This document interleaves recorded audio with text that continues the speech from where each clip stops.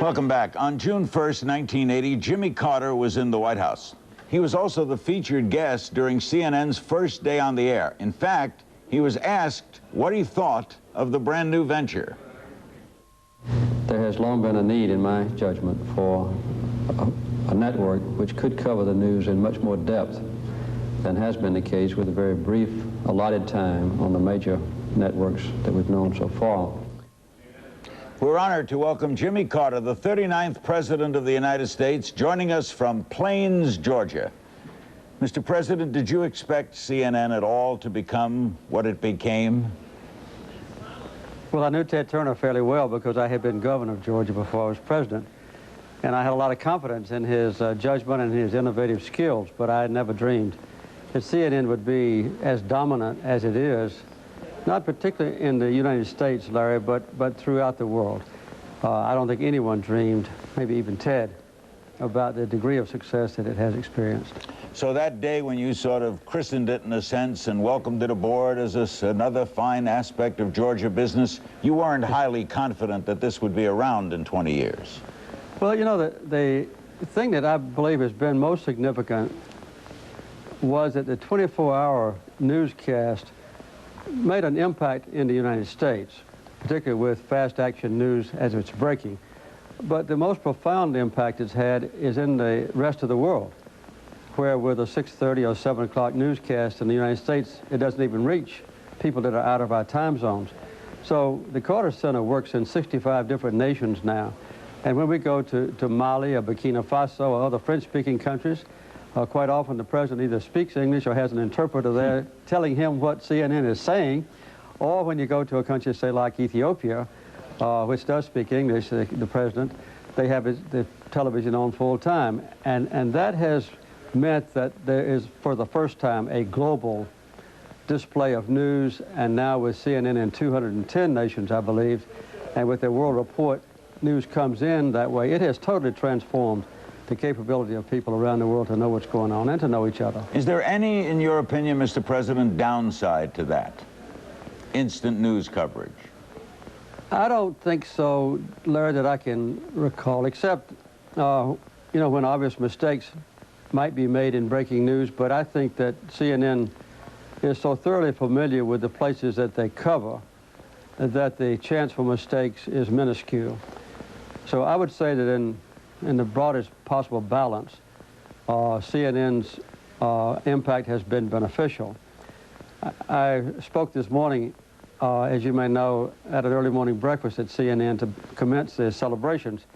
And I pointed out that CNN, along with other news media, quite often don't know what's going on in a war zone. There was tightly controlled censorship that was unprecedented, in my opinion, during the Gulf War, during the war in Kosovo, during the war in Bosnia, where the American people had no idea what was going on. And then when the war was over, we found that the reports had been given us by the generals about the number of casualties of other people and the number of tanks destroyed of the Serbs were totally erroneous. But with that exception, which is not CNN's fault, I think it's been positive.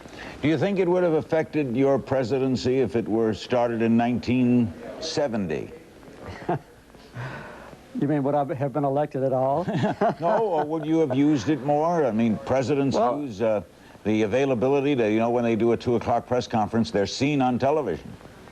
Well, I think it would have helped me because I like the press conferences, and with the abbreviated newscast of the major networks, even when a president has a press conference that's not covered full time, which many of them are not, your mouth is moving, and Sam Donaldson or Walter Cronkite or whoever's on just tells the audience what you're saying rather than letting you say it yourself. So I think it would have been better, for me at least, if the entire press conferences could have been done. I had press conferences every 2 weeks, and I could understand why the major news networks wouldn't give me full coverage. I think had CNN been there, I would have had full coverage, and it may have helped. You think it's going to get bigger? CNN? Yeah, can it get bigger? Oh, I think so. You know, we see the growing impact of CNN. I think the feedback that we get through the United States television is not nearly so profoundly important as it is. I just got back from Venezuela. In Venezuela, Paraguay, Haiti, Panama. When you're down there, CNN is just dominant and watched thoroughly. Mr. President, and I think the possibility for that to increase is quite real. Thanks so much for joining us. It's been a pleasure. Former President Jimmy Carter from Plains, Georgia. Still to come, one of the biggest stories CNN ever covered. A 3-day drama about a little girl in danger. Stay with us for more Moments from the 1980s. I had been in the Middle East for 4 months for CNN in the bureau in Cairo, and had been back for 5 days after being overseas for 4 months. And all of a sudden, boom, these urgents move on the wire. Mexico City earthquake.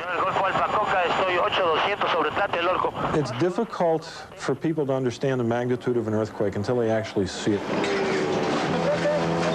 It's just absolutely amazing.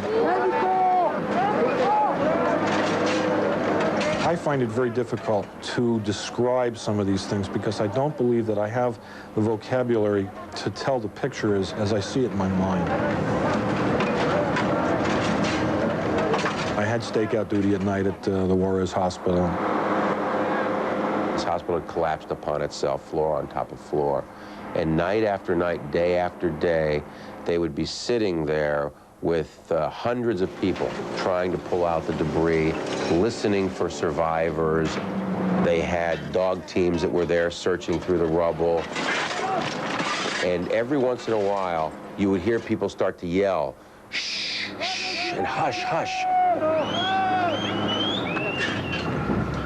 as they listened, because they thought they'd heard something. And sometimes they did. Then, of course, it would be a mad frenzy to find out exactly where the sound was coming from. When they actually brought out a victim that had been trapped in there, that was in fact alive, that lived 3 or 4 days in that hellhole, that to me I think was why I was there, what I was doing there. I got a glimpse of the person, and you could see the life in their eye, and you knew that everything was going to be okay at that point in time.